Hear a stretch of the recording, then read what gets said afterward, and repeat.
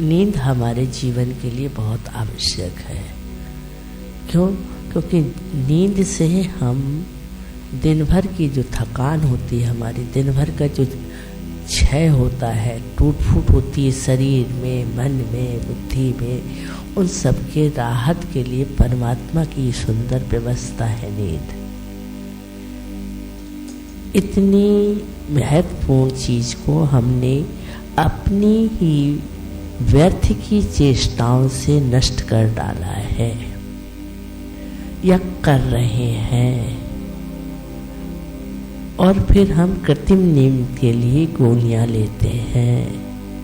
क्यों? क्योंकि नींद के बिना तुम जी नहीं सकते।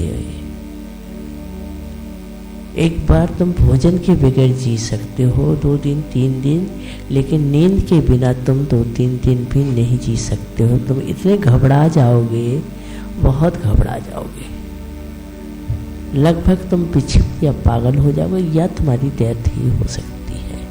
इतनी आवश्यकता है नींद की। ऐसे महत्वपूर्ण चीज को हमने स्वयं अपने ही बुद्धि से नष्ट कर रहे हैं लगातार। समय पे ना सोना, समय पे ना खाना, युक्ताहार विहारस्य युक्त चेष्टस्य कर्मस्य युक्त सपनाओ बोधस्य योगो भवति दुःखया। ये जो जीवन का दुख है वो केवल हमारी सारी चेष्टाएं गलत हो जाने के कारण हुआ है। हमारी नींद सही नहीं है, हमारा विश्राम सही नहीं है, हमारी स्वप्न सही नहीं है। हम रात में जो नींद में जाते हैं उस समय हमारी जो मना स्थिति होती है वह रात के लिए बहुत सारा भोजन लेके जाती है, और वो स्वप्न के रूप में उस भोजन को हम खाते रहते हैं, चबाते रहते हैं रात भर।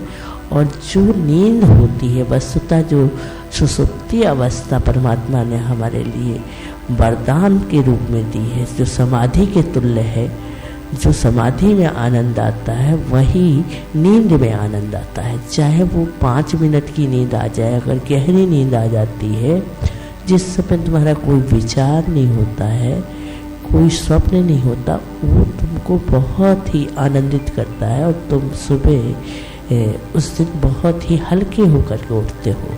तो जब ये भौतिक शरीर की नींद इतनी कर सकते हो